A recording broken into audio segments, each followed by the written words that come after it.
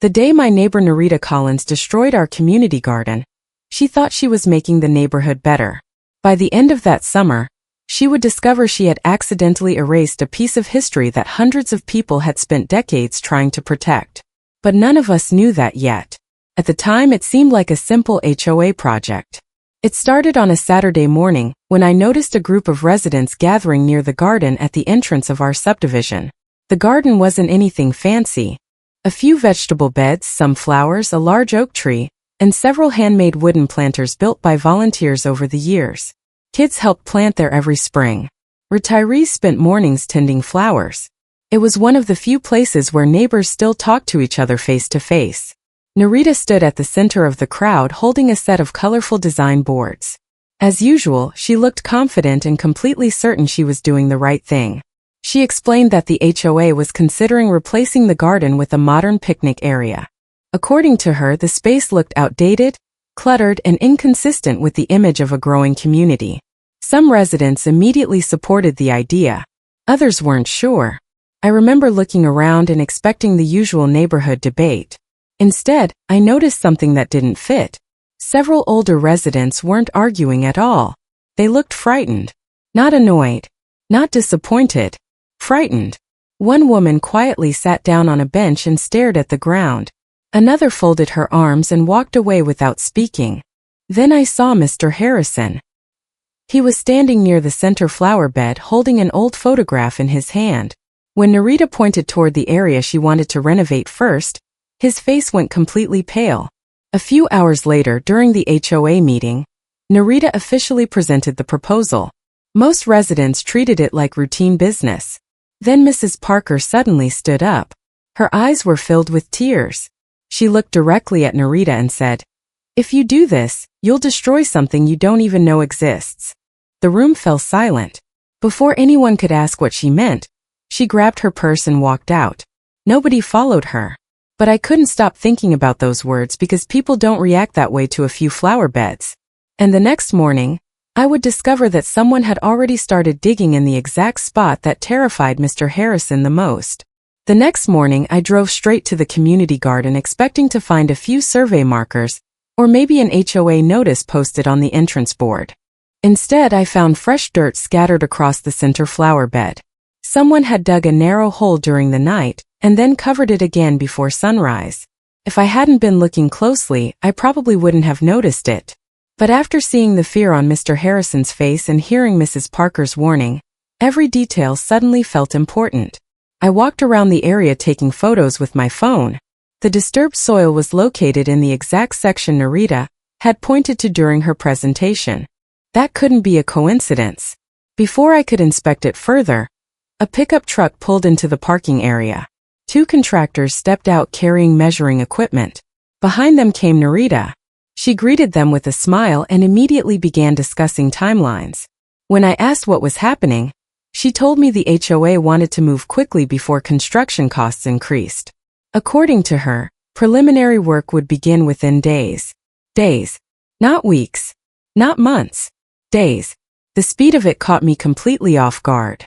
By that afternoon, Narita had already posted updated plans online and was encouraging residents to vote on final design options.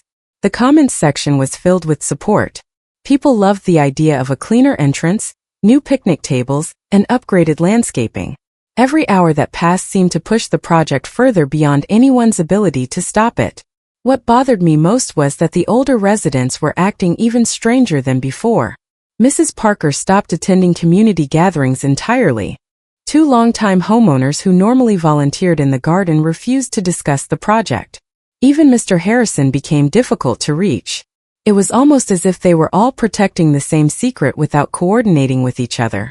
3 days later, the HOA board announced an expedited approval process. The vote passed easily. Narita looked relieved. Her supporters celebrated online. And just like that, the garden's future was practically decided. That evening, I finally managed to catch Mr. Harrison outside his house. Before I could ask a single question, he looked directly at me and said, "If they're digging near the oak tree, they're already too close." Then he glanced toward the street, lowered his voice, and added something that made my stomach drop. "Maya, if they find it before we do, the truth could disappear forever. Mr. Harrison's warning stayed with me for the next several days. If they find it before we do, the truth could disappear forever. I kept replaying those words in my head, trying to figure out what it could possibly be. A buried document? An old marker? Some forgotten piece of neighborhood history? Unfortunately, I wasn't the only one running out of time. Less than a week after the HOA vote, the first demolition crews arrived. The schedule had been moved up again. Even residents who supported the project seemed surprised by how quickly everything was happening. By 8 o'clock that morning, workers were already removing planters and loading them into trucks. Families who had donated plants over the years stood behind temporary fencing watching it happen. The atmosphere felt strange. Nobody was openly fighting. Nobody was shouting. Yet the tension was impossible to ignore. Narita walked around the site speaking with contractors and reassuring residents that the new picnic area would be worth the temporary inconvenience. From a practical standpoint, everything she said made sense. That was what made the situation so difficult. She genuinely believed she was improving the neighborhood. Around noon, I noticed Narita Collins standing alone near the sidewalk. Unlike her mother, she didn't look excited. She looked worried. When I approached her, she hesitated before speaking. Then she quietly asked if I had ever heard anyone mention a flood connected to the neighborhood. The question caught me completely off guard. Before I could ask what she meant, Narita called her away. The conversation ended as quickly as it had begun. A few hours later came the moment nobody expected. One of the excavators was clearing soil near the large oak tree when the operator suddenly stopped. Several workers gathered around a section of exposed ground. From where I stood, I couldn't see what they were looking at, but I could tell something had interrupted the work. The pause lasted less than 2 minutes. Then a supervisor arrived, spoke briefly with the crew, and ordered them to continue. Dirt was pushed back into the hole. The machinery restarted. Whatever they had found disappeared beneath fresh soil almost immediately. Most residents never noticed. I did. And so did Mr. Harrison. I saw him standing across the street gripping the edge of his cane so tightly his knuckles had turned white. Later that evening, I went to his house demanding answers. This time he didn't tell me to let it go. Instead, he opened a drawer, removed the old photograph I had seen earlier, and handed it to me. The moment I looked at the image, I understood why he had been so afraid. Because standing in the middle of the garden, decades before the neighborhood existed, was the exact same oak tree. And behind it was something that no longer appeared on any map. For several seconds, I just stared at the photograph. The image was old, faded, and creased from years of being folded and unfolded, but the oak tree was unmistakable. It stood in the exact same location it occupied today. What shocked me wasn't the tree. It was what stood behind it. In the photograph, a small wooden structure was visible just beyond the garden. It looked too large to be a shed and too small to be a house. Yet according to every neighborhood map I had seen, no structure had ever existed there. What is that? I asked. Mr. Harrison sat down heavily and studied the photograph. That's the question nobody seems willing to ask, he replied. Before I could press him further, he took the picture back and slipped it into a folder filled with other aging documents. Then frustratingly, he refused to explain anything else. The next morning, I began digging through county records again. This time, I focused on the years before the subdivision was built. The deeper I searched, the stranger things became. Property records referenced farmland that no longer existed. Survey maps showed roads that had disappeared decades ago. Most importantly, I found repeated references to a severe flood that had devastated the area many years earlier. Yet every time I thought I was getting closer to understanding the connection, the trail went cold. Entire sections of records seemed to be missing. Pages had been removed from archived files. Some documents referenced attachments that no longer existed. It was as if someone had intentionally erased part of the story. Meanwhile, construction continued. The garden was disappearing faster than anyone expected. The oak tree remained standing, but nearly everything around it had been cleared. Narita posted cheerful progress photos online and announced that installation of the new picnic area would begin within days. Many residents praised her leadership. Others remained silent. The divide in the neighborhood was becoming impossible to ignore. Then something happened that made the situation even worse. During a community update meeting, one resident asked whether the excavation crew had found anything unusual near the oak tree. Narita immediately answered no. The contractor sitting beside her agreed. The problem was that I had seen the crew stop work. I had watched them examine something in the ground before covering it up. Someone wasn't telling the whole truth. That evening, I received a call from Sophia. Her voice sounded nervous. She asked if we could meet privately.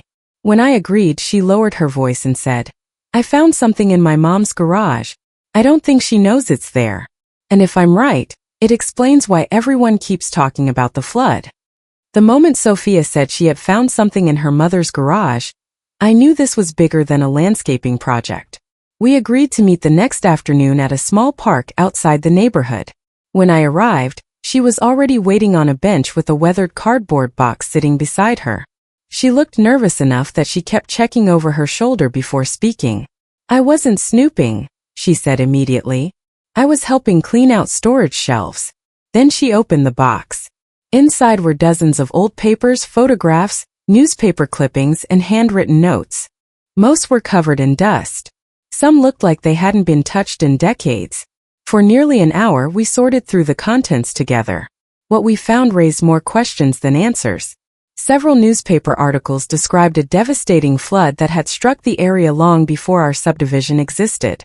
Entire sections of farmland had been submerged. Families had lost homes. Rescue crews had worked for days. Yet something felt odd. Certain names kept appearing repeatedly throughout the articles. The same families were mentioned over and over again. Then we found a photograph that stopped both of us cold. It showed a large group of flood survivors standing together in front of a temporary shelter. On the back was a handwritten note. "Never forget what happened here." The date matched the year of the flood. The location matched the land where our neighborhood now stood. But there was something even stranger. Several of the surnames listed in the articles matched the names of current residents. Not their first names. Their family names. The realization sent a chill through me.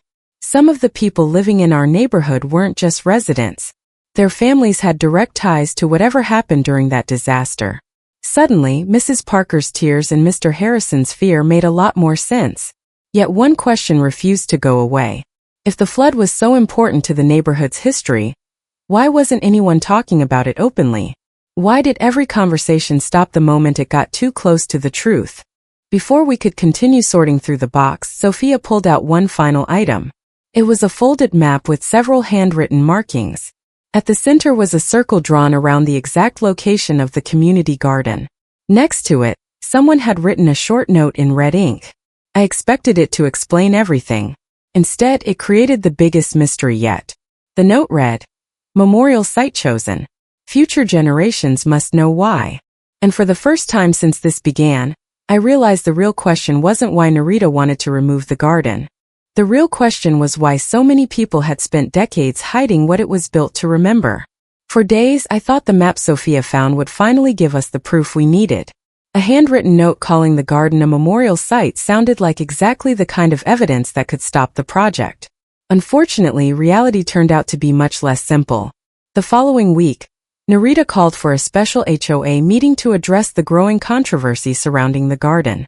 By then, rumors were spreading throughout the neighborhood. People were talking about hidden history, lost records, and the flood.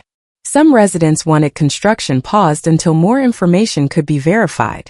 Others were frustrated and felt the discussion had gotten completely out of hand. The meeting room was packed. I arrived carrying copies of the photograph, newspaper articles, and the marked map. For the first time since this started, I genuinely believed the momentum was shifting away from Narita. Then everything fell apart. Narita stood before the board and presented a thick stack of official documents she had obtained from HOA archives and county offices. One by one, she walked everyone through them. Property records, legal filings, board approvals, historical reviews. Every document pointed to the same conclusion. The community garden had never been legally designated as a memorial. It had never received historical protection. It had never been registered with the county in any special capacity. According to the official record, it was simply a community garden built by volunteers years ago. Nothing more. The room changed almost immediately. Residents who had been questioning the demolition started nodding. Board members appeared relieved. Even some of the people who opposed the project seemed unsure of their position. When my turn came to speak, I presented the map and photographs. But without official documentation connecting them to the property, they looked more like interesting artifacts than proof. Narita wasn't smug about it. If anything, she seemed sincere. She told the room she respected the neighborhood's history, but couldn't justify delaying a project based on assumptions and rumors. The worst part was that she had a point. Legally, she was winning. By the end of the meeting, the board voted to continue construction without interruption. As residents filed out, several people thanked Narita for bringing clarity to the situation. I sat in my car afterward feeling defeated. For weeks I had been chasing clues, and none of them had changed the outcome. Maybe we had been wrong.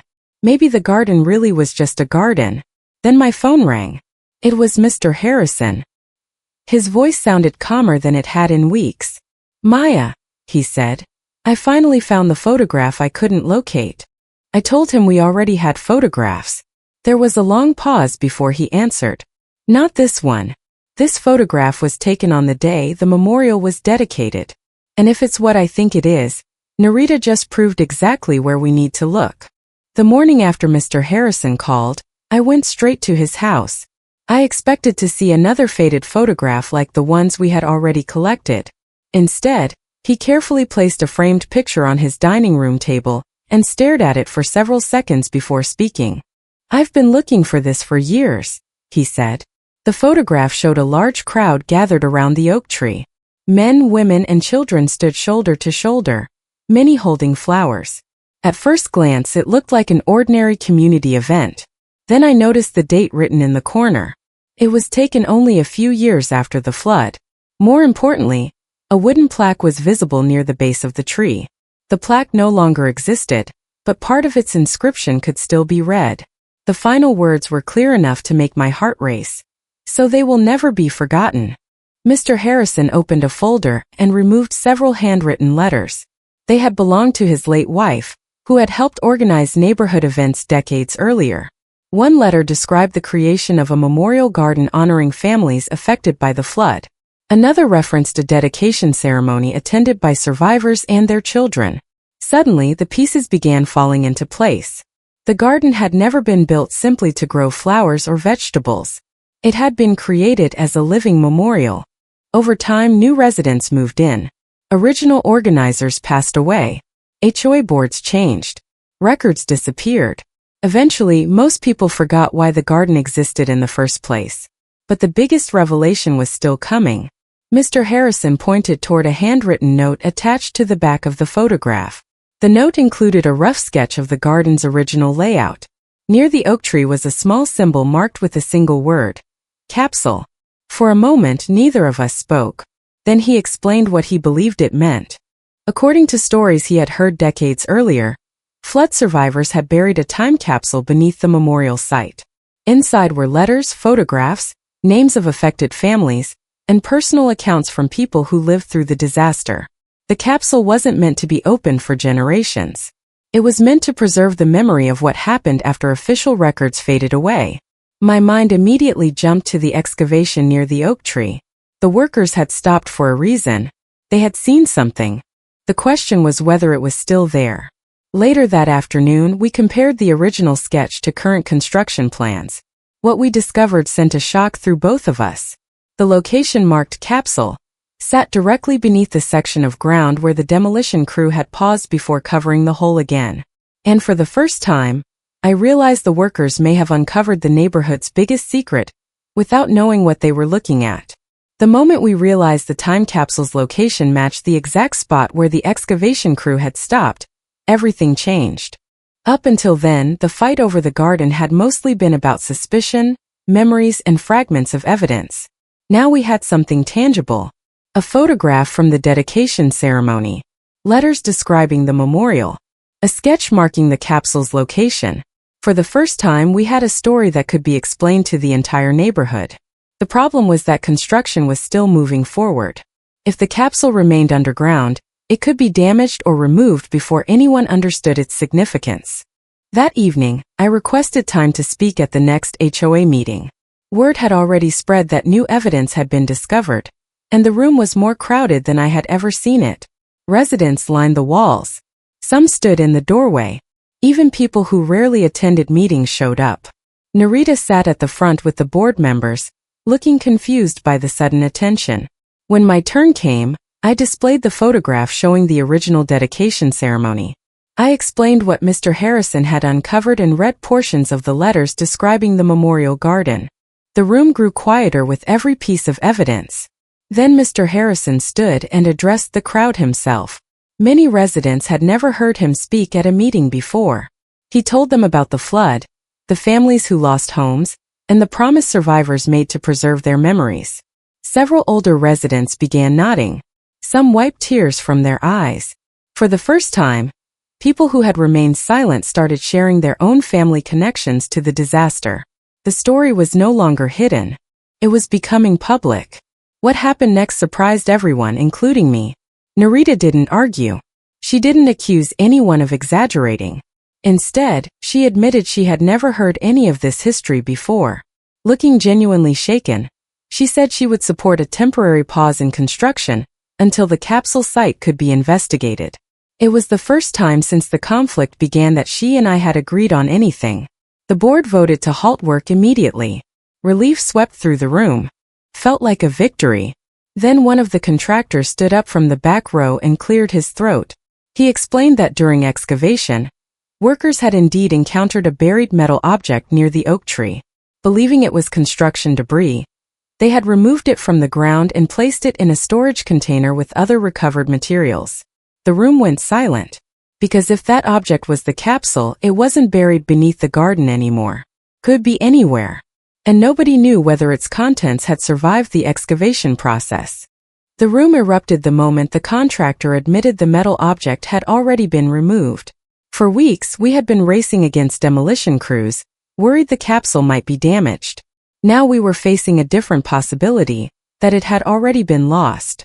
The contractor quickly explained that recovered materials were typically stored in a secured container before being sorted and discarded. Nobody had paid special attention to the object because there had been no indication it was historically significant. The following morning, a small group of residents gathered at the construction site, including board members, contractors, Narita, Mr. Harrison, Sophia, and me. After nearly an hour of searching through recovered materials, one of the workers finally found it. The container was dented, covered in dirt, and smaller than I expected. It looked ordinary. Yet the moment Mr. Harrison saw it, tears filled his eyes. He simply nodded and whispered, "That's it." The capsule was carefully opened later that afternoon in front of residents at the community center. Nobody knew what condition the contents would be in. To everyone's surprise, most of the items had survived remarkably well. Inside were photographs, handwritten letters, newspaper clippings, children's drawings, and a carefully typed list of families affected by the flood. As volunteers sorted through the materials, the story of the neighborhood finally emerged in full. Decades before our subdivision existed, a catastrophic flood had devastated the area. Families lost homes, farms, businesses, and in some cases loved ones. When the community eventually rebuilt, survivors wanted future generations to remember what had happened, not out of sadness, but as a reminder of resilience, sacrifice, and neighborly support. That was why the memorial garden had been created. It wasn't dedicated to a tragedy. It was dedicated to the people who helped each other survive it. The most emotional moment came near the end of the review. Folded between several photographs was a sealed envelope labeled, "For future residents." The letter inside had been written collectively by flood survivors. It described their hope that people who lived there years later would care for one another, the same way neighbors had cared for them during the darkest days of their lives. As the letter was read aloud, many residents were openly crying. Even Narita sat quietly with her head lowered. For the first time, every missing piece fit together. We finally understood why the garden mattered. But as powerful as the discovery was, one question remained. Now that the truth had been uncovered, what would happen to the empty piece of land where the memorial had once stood? In the weeks that followed the discovery of the time capsule, something unexpected happened. The argument that had divided the neighborhood for months began to disappear. Not because everyone suddenly agreed with each other, but because the truth changed the conversation. Before the capsule was opened, people had been debating landscaping plans, property values, and HOA decisions. Afterward, none of those things seemed nearly as important. For the first time, residents understood what had actually been lost when the garden was demolished. More importantly, they understood what could still be preserved. The HOA organized a series of community meetings to determine the future of the site. Attendance was higher than anyone could remember. Families who had never participated in neighborhood projects volunteered their time. Younger residents listened to stories from older homeowners. People who had lived across the street from each other for years introduced themselves for the first time. During one meeting, Narita stood in front of the community and addressed everyone. She didn't make excuses. She didn't blame missing records or previous HOA boards. She simply admitted that she had pushed the project forward without understanding the history behind it. Then she apologized. It wasn't a dramatic speech, but it was sincere. What impressed me most was what she did next. Rather than abandon the project entirely, she worked with residents to redesign it. The new plan preserved a picnic area for community gatherings while rebuilding the memorial garden around the original oak tree. A permanent plaque was installed explaining the flood, the survivors, and the purpose of the time capsule. Copies of the letters and photographs were archived so the story could never disappear again. Several months later, the entire neighborhood gathered for a dedication ceremony. Children planted flowers. Families placed photographs near the memorial. Mr. Harrison was asked to speak. Looking out at the crowd, he smiled and said something I will never forget. Memories survive when people choose to carry them forward. As I stood beneath the oak tree that afternoon, I thought about everything that had happened. Narita hadn't started this conflict because she was cruel. She believed she was helping the neighborhood. The real problem was that an entire community had slowly forgotten its own story. In the end, the garden wasn't saved because of one person. It was saved because neighbors finally listened to one another. And that's the lesson I carried away from all of it. Sometimes the most important things in a neighborhood aren't the ones that look impressive from the outside. They're the things that remind us who we are, where we came from, and why we should never stop looking out for each other.